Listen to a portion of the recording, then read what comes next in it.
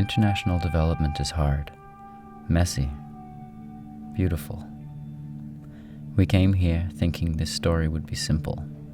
It's not, but that's okay. The insights it offers for struggles the world over are strangely poignant.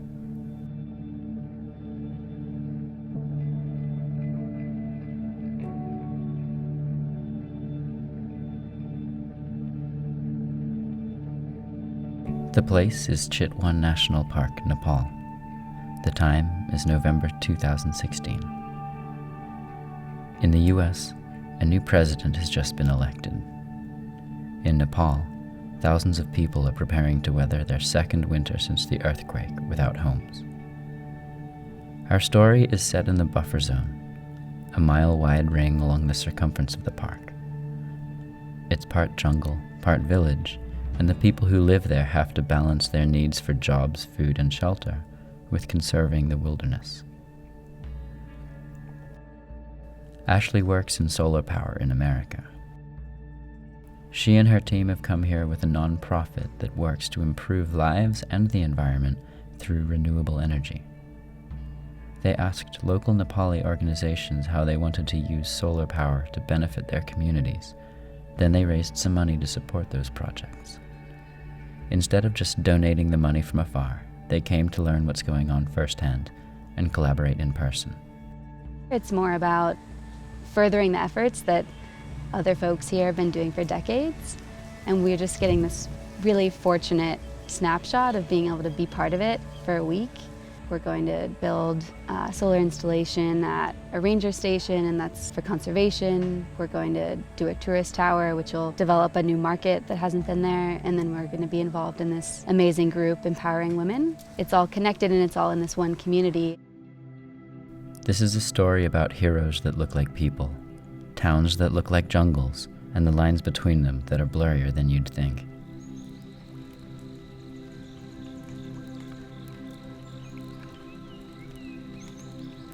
Upon entering the national park, Ashley asked if the crocodiles are actually plastic statues.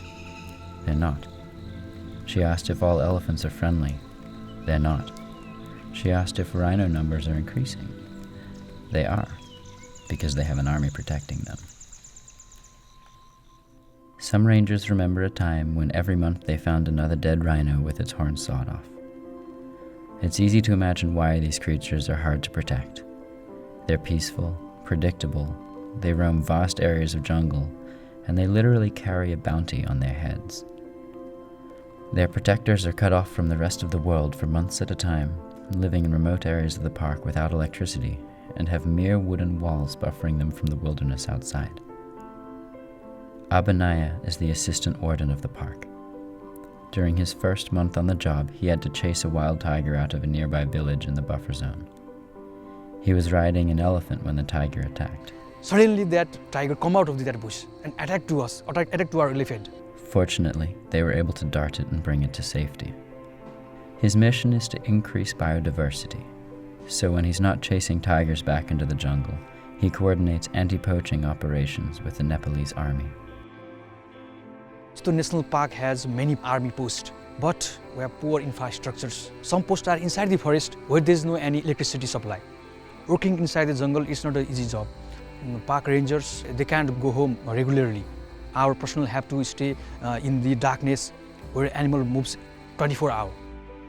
But the warden and rangers and army have been cracking down. For 3 years straight, not a single rhino has been poached. To keep the streak, they need infrastructure improvements, starting with electricity. We see solar as at least a piece, if not a really large piece, of how we can all have a clean energy future. And that includes everyone, not just homeowners that are on an electric grid. It includes park rangers in Chitwan National Park who can't call their family because they don't have power, or who have to go to bed at 5 p.m. because it gets dark out. Installing a solar panel is a huge thing. Will help them recharge their mobiles, be in contact with their family, and they can be in contact with our upper level administration that will have their work done in a precise way, and it will increase conservation. Solar power will bring some humble human comforts to the people dedicating their lives to protect animals who can't protect themselves.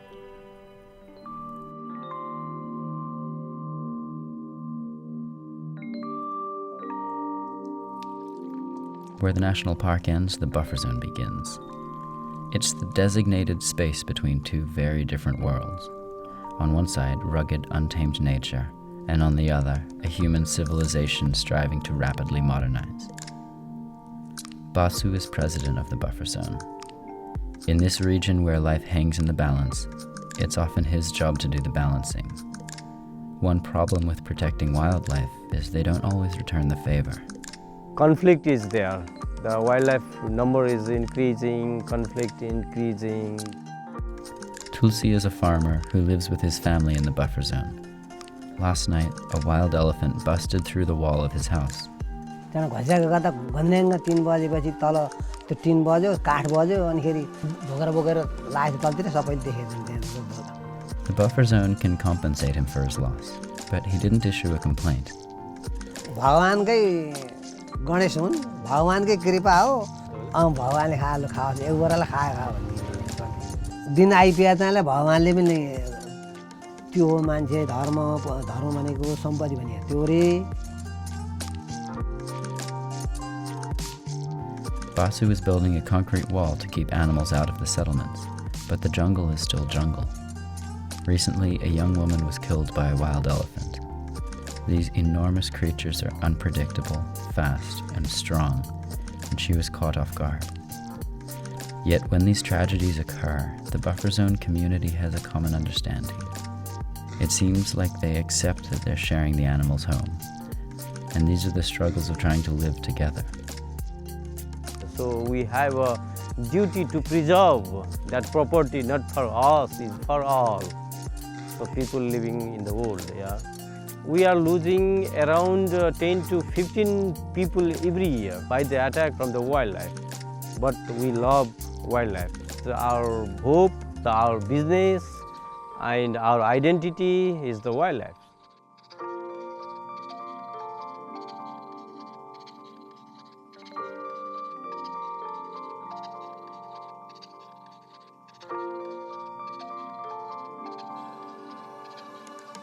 Beyond personal safety, living next to a national park carries another burden. Economic opportunities are limited. Buffer zone citizens aren't allowed to establish factories or engage in destructive industries because these could damage the ecosystem inside the park. Working with the buffer zone is a very tough job. There is a people who want development, who want to see a good world, and this is a challenge for us. Because you can't give permission to the buffer zone people to open the industry that will harm the wild animals, big supermarket, there will be more garbages. We can't say no to development, but it should go alongside the conservation. The buffer zone is for the utility area. We can preserve that and we can use that balancedly. The Buffer Zone Council decided to start an ecotourism industry. They built observation towers for tourists to stay overnight in the jungle. It's one example of minimally impacting the wilderness and balancing human needs. They built the towers 6 years ago, but none had opened to the public because they needed power. They need some light, they need a toilet. Solar is the only one solution to get electricity there. But without a solar panel, we don't have a light. We don't bring water. Without water, the toilet doesn't work. Solar power is so important. By bringing tourists into the towers, Basu expects to double the buffer zone's annual revenue. These funds will go towards better fences to keep wild animals out of villages, reparations for damages, education campaigns for conservation, and to build new habitats for wildlife in the buffer zone, like waterholes. Basu must be the voice of the animals and give his ears to the people. If I make water holes and maintain the grasslands, the animal cannot vote me. If I make a road and if I make a school, then people be happy and vote me. Yeah, so it is very tricky things. Yeah, being a leader, I have to satisfy my people as well as I have to be fair with the biodiversity.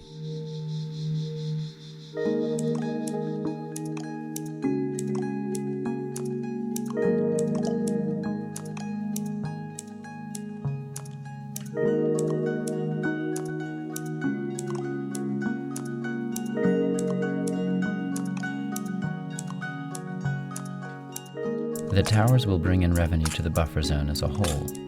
But what do people do for work who live there? Tourism is one option, but a group of entrepreneurial women have another idea. Sita co-founded a social enterprise that teaches women how to structure businesses, manage inventory, and run their sales force. They support 20 women-led businesses across Nepal. Runa is one of their entrepreneurs. The business she started sells solar lights to her local community. She had one customer whose granddaughter had been studying next to a kerosene lamp. अनि त्यो खसेर उसको नातिको पुरै यो जिउ नै पोल्यो. Runa heard about the incident and went to see her. अनि उहाँले मैले सबै कुरा भन्यो यसो यस्तो हुन्छ भने यो बत्तीले त बच्चालाई राम्रोसँग एकदमै राम्रोसँग पढ्छ जसो सुत्यो भने त्यो गरियो पनि केही हुँदैन. अनि उसले 3वटा बत्ती किनेको छ मसँग. As a country, Nepal grapples with its own technological buffer zone. There's an electric grid, but the government-run utility doesn't send reliable power through the lines. There are frequent blackouts, which is one of the reasons why solar power is so compelling. When the sun goes down here, it gets dark. And that darkness represents more than a nuisance. It's dangerous, and it's a missed economic opportunity. अनि एउटा मान्छेलाई चाहिँ convince गर्दाखेरि केही नभएको जसलाई light नभई पनि भएको छैन जोसँग पैसा पनि छैन के त्यस्तो खालको मान्छे मैले भेटाएँ के. Lakshmi is the newest CEO in the group. 2 of her customers are using solar lights to support their own side businesses. One man can now sell panipuri at night. Another woman is now able to make clothes when she gets home from her other job. यस्तो हाते machine सिलाउँछ अनि सिलाउनेलाई उला अब दिनभरि अर्काको काम गर्न गयो अनि बेलुका भएपछि त हाते मेसिन चलाउन पाए नि त रातमा साँझमा आएर अनि उसले भने के ओहो यो मेसिन यो बत्ती लिएपछि त मलाई यति खुसी लाग्यो है दिनभरि काम गरे म अनि बेलुका साँझमा भएपछि मैले मेसिन चलाउन पाए के. Going door to door, family to family, selling $13 solar lights doesn't sound easy. Sometimes they can only pay $1 up front. के गर्ने त भन्दा यो मान्छेलाई जसरी दिन पर्यो दिनको 100 रुपैयाँ भए पनि उठाउनु पर्ला. भन्छ 13 दिनसम्म 1300 रुपैयाँ लिन 13 दिनसम्म जाने के. Despite all the work they do for their families and communities, there remains a gap between genders here. Women are marginalized and denied the same opportunities as men. न सेवा गर्न पाउँछु गाउँमा गएर चाहिँ मैले. मेरो समुदायमा यस्तो छ कि महिलालाई एकदमै नराम्रो दृष्टिकोणले देखिरहेछ. अनि एकल महिलाले त एकदमै नराम्रो. म आफ्नो समाजलाई राम्ररीसँग म आफ्नो घर म आफ्नो छोराछोरीलाई पढाएर अनि म देखाउँछु कि तिमी देख कि महिलाले पनि यस्तो गर्न सकिन्छ भनेर.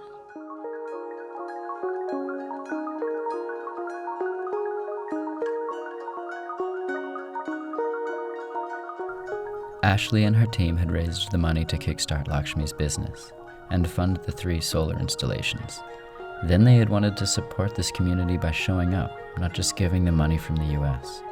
They thought they could help in concrete ways, by building the solar power systems and teaching their CEOs their business strategies. The way this project was designed, it was listening to the community's needs through our partners and then being there to answer the call. But they weren't needed to help install the solar panels, as their fundraising enabled them to hire a local solar installer who had done hundreds of installs on its own. And the team's expertise in the American solar market didn't provide a magic solution for solving challenges of selling solar in Nepal. Their presence was clearly appreciated, but in ways they didn't expect. They listened to the women's stories and shared their own. They learned how to hoist solar panels 40 feet up into a jungle canopy. They saw that the challenges faced in the solar industry are universal, and the Nepalis were closer collaborators than they thought. I don't often sit in like a boardroom with all women who are super strong and finding success. It was really powerful, I think, both ways of seeing, I'm a solar worker and so are you, and we're all kind of in really different ways, but really similar ways at the same time, like pushing for the same thing. We were driving down the road today and every house, for like 20 houses in a row, had a solar panel, and you don't drive through American neighborhoods and see that. There's a lot that we can learn about market penetration from Nepal. On our last day in Chitwan, Lakshmi invited all of us to her home and she made us dinner. During a quiet moment, I asked Sita what she thought about us coming to her country. You can see like Lakshmi was energetic because she has like a lot of guests there and she is proud that people like to eat in my house and then exchange the culture. It's bring energy actually, not taking and giving. It's like more than that. It's exchange the culture and it's benefiting each other. It seems there's another currency that provides momentum to development projects. In a world where giving money is relatively easy, giving time is harder, and apparently also valuable. Money doesn't have an inspiration. If personally they are here and we meet each other, is a kind of very good vibration, yeah, and encouragement also. All this process is very live, very joyful. Yeah, it's very good.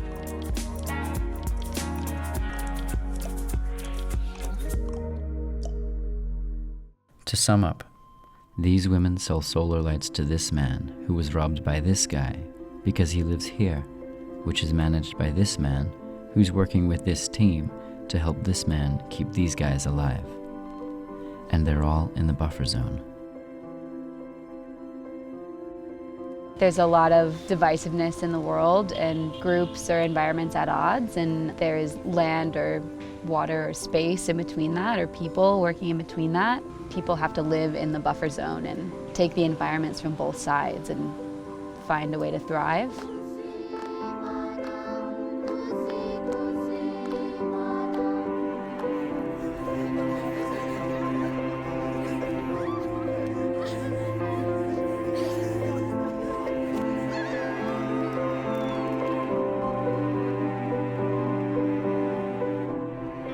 As we create development buffer zones, increasing shared experiences with those we perceive as less fortunate, as we navigate social buffer zones, straddling race and gender differences both at home and abroad, as we work to cool our planet's atmospheric buffer zone and save the only thing that protects our species from extinction, we look to the people of Chitwan.